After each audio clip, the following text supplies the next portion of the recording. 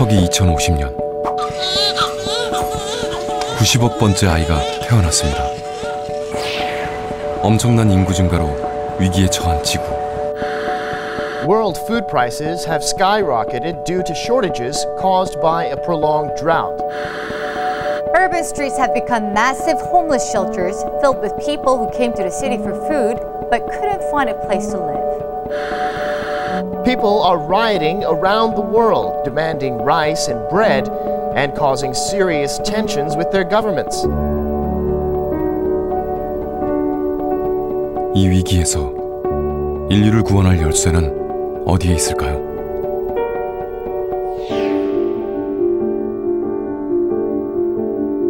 종자 하나가 여행을 시작합니다. 종자는 오랜 세월 식량을 공급해준 생명의 열쇠.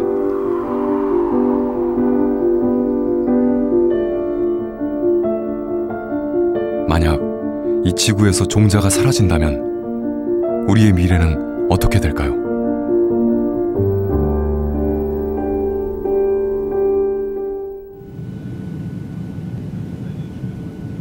북극에 위치한 노르웨이령 스발바르 제도. 섬의 60%는 빙하와 눈으로 뒤덮여 있습니다. 스발바르란 이름도 추운 해안이라는 의미. 강추위 탓에 생물이라고는 얼마 없는 혹한의 땅입니다.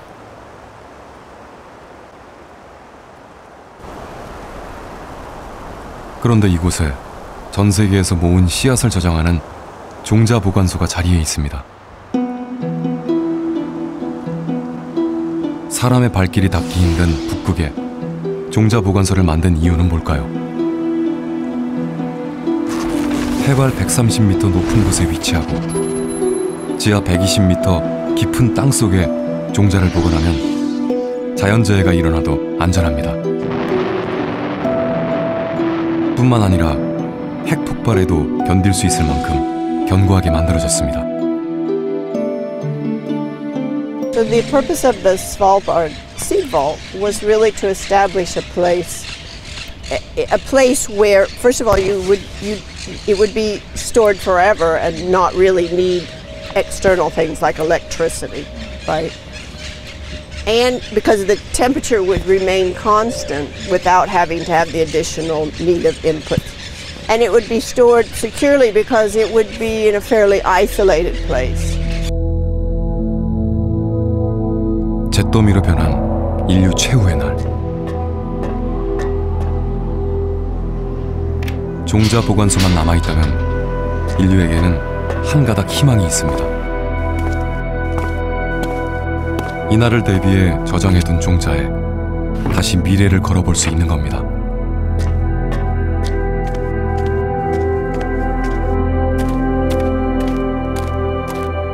모든 것이 사라지고 폐허가 된 지구에 뿌려진 종자는 녹색 식물의 부활을 알리는 신호탄.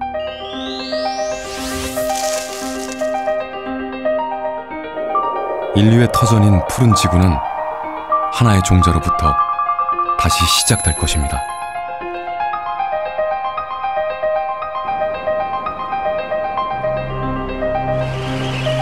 인류를 먹여 살리고 지구에 존재하는 모든 생명체들에게 영양소를 공급해주는 고마운 존재.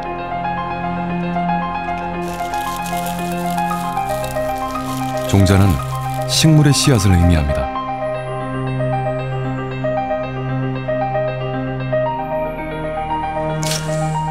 한 알의 종자 안에는 장차 새싹이 될 배와 배가 성장하도록 양분을 전해주는 배유가 있고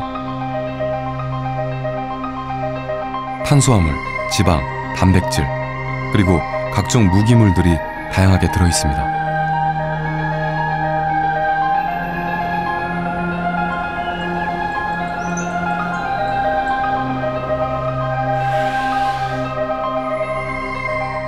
한 알의 종자를 땅에 심으면 씨앗이 발아하여 땅속으로 뿌리가 뻗어나가고 땅 위로는 줄기와 잎이 나옵니다. 물과 햇빛을 이용해 식물이 성장합니다.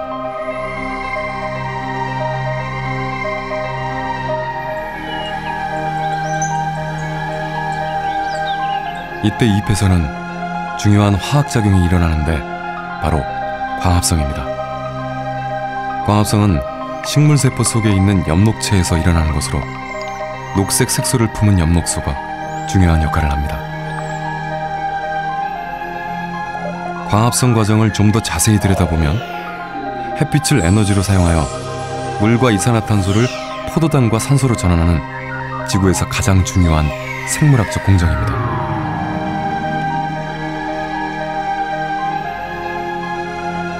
이렇게 자란 식물과 열매는 초식동물에게 영양소를 전해주고 이 영양소는 먹이사슬을 타고 인간에게까지 이어집니다.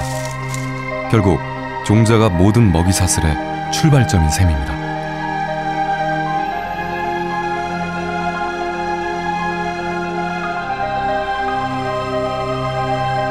이제 식물은 꽃을 피우고 곤충을 끌어들여 종자 만들 채비에 들어갑니다.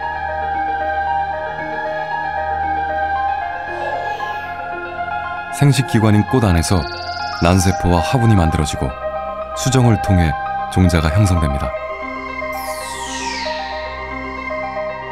종자에서 시작된 생물체는 종자를 통해 자손을 남기고 그 자손은 새로운 생명체로 자라게 됩니다. 그 열매를 우리가 먹고 있는 겁니다.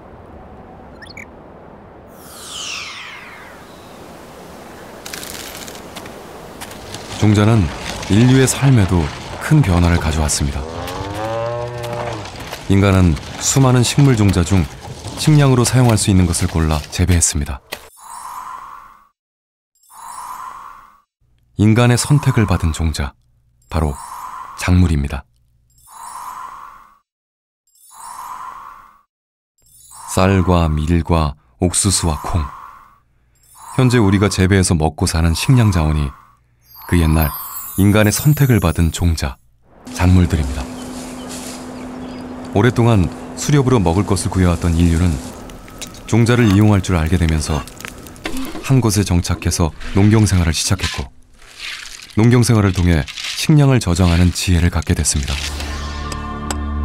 식량을 저장한 덕분에 인간이 먹을 것을 찾아 헤매는 시간은 한결 줄었고 그 여유 시간에 인간은 문명을 일으키는 기반을 마련하게 됩니다.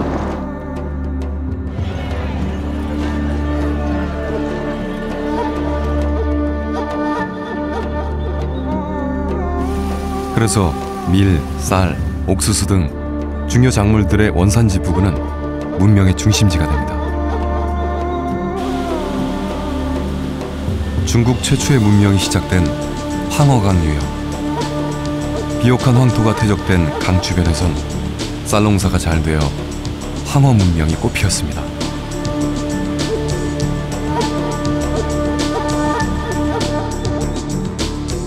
인더스강과 나일강 하류에서 시작된 인더스 문명과 이집트 문명지대는 밀을 경작하기에 유리한 환경을 가지고 있었고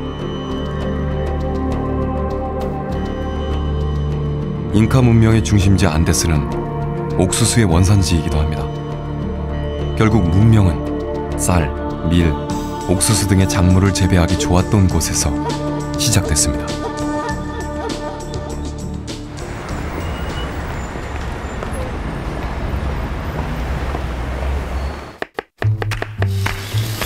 문명이 발생한 후 수천 년이 지난 지금도 우리는 작물 재배를 통해 많은 것을 누리며 살아갑니다.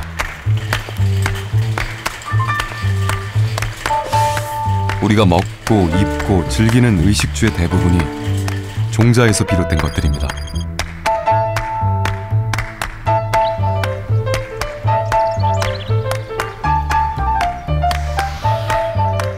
당신이 즐겨 마시는 커피도,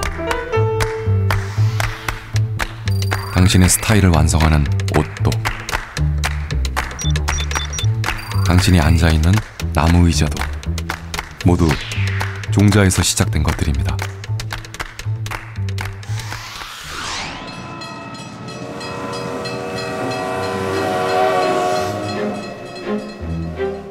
농경사회를 지나 산업이 급속도로 발전한 19세기.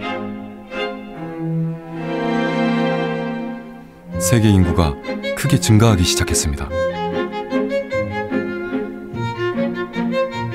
당시 영국 경제학자였던 토머스 멜서스. 그는 인구 과잉으로 인한 식량 재앙을 경고합니다.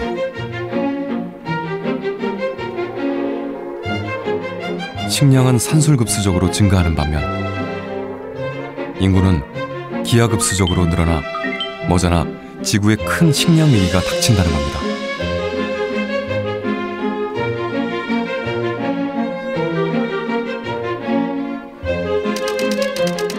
멜서스의 경고대로 세계 인구는 120여 년 만에 2배나 늘어났고 인류는 식량 부족의 위기에 처하게 됩니다.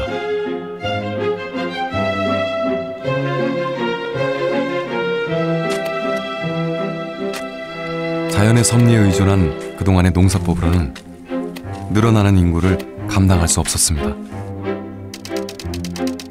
하지만 그 후 인구는 계속 늘었는데 우리는 식량 부족으로 망하지 않았습니다.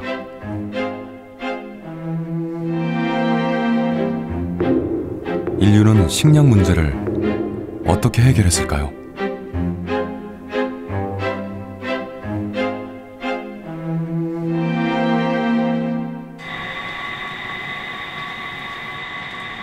(20세기) 심각한 식량난을 예상한 인류는 이를 해결하기 위해 과학의 힘을 빌립니다.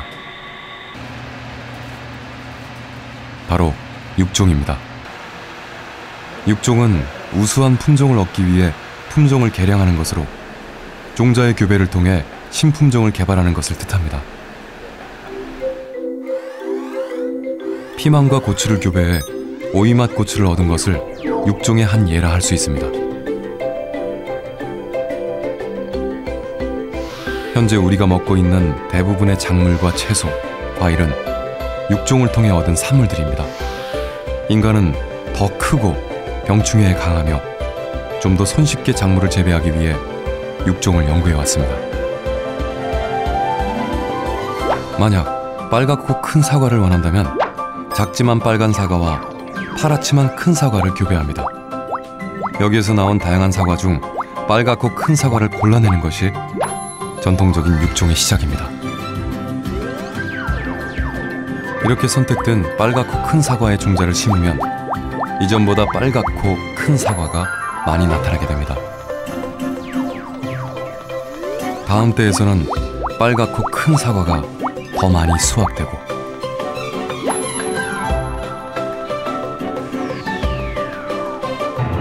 긴 세월 반복적인 재배를 통해 결국 빨갛고 큰 사과만 나오는 신품종을 얻게 됩니다.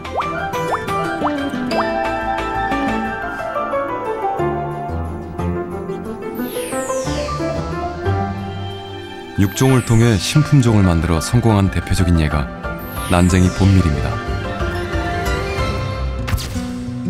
1900년대 중반 식량 문제 해결을 위해 멕시코로 건너가 연구를 진행했던 노먼 볼로그. 그는 알곡은 작지만 바람에 잘 쓰러지지 않는 밀과 키가 커서 잘 쓰러지지만 알곡이 큰 밀을 선택해 교배를 진행했습니다.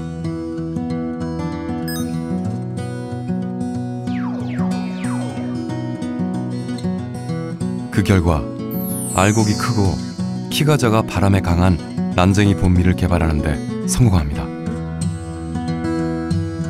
이 난쟁이 봄밀은 당시 식량난에 허덕이던 제3세계의 밀 생산량을 2배로 증가시켰습니다.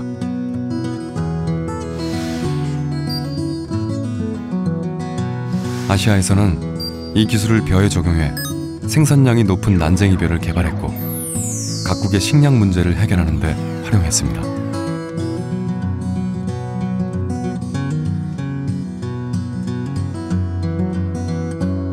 당시 보릿고개를 겪고 있던 우리나라 역시 이러한 육종을 통해 통일벼를 개발했고 1966년 350만 톤에 불과했던 쌀 생산량은 10년 만에 600만 톤으로 늘어납니다. 이로써 우리나라는 처음으로 쌀 자급자족을 달성하게 됩니다. 여기에 식량 생산량을 획기적으로 늘린 또 하나의 과학혁명으로 화학비료의 개발을 꼽을 수 있습니다. 식물 생장에 중요한 역할을 하는 질소를 화학적으로 합성해 비료로 뿌려주면서 인류의 작물 생산량은 획기적으로 증가하게 됩니다. 20세기 위기에 처한 인류의 식량 문제를 해결하는 데 기여한 육종과 화학 비료.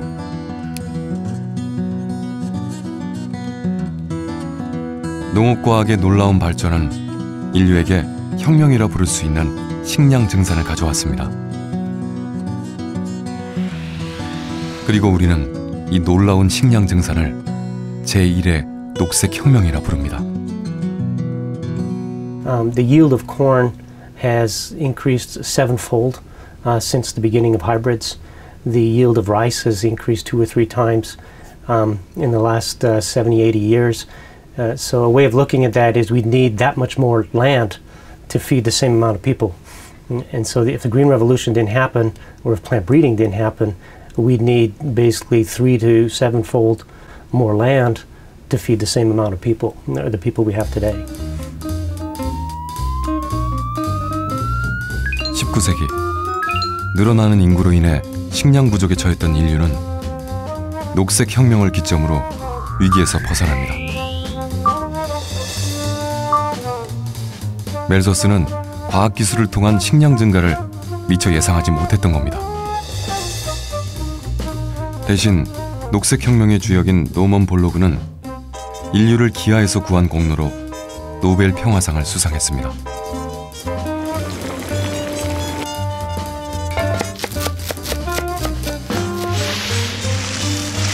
20세기 녹색혁명은 작은 지구에 수많은 인구가 함께 살아가게 하는 원동력이자 풍요로운 현대사회의 밑거름이 됐습니다.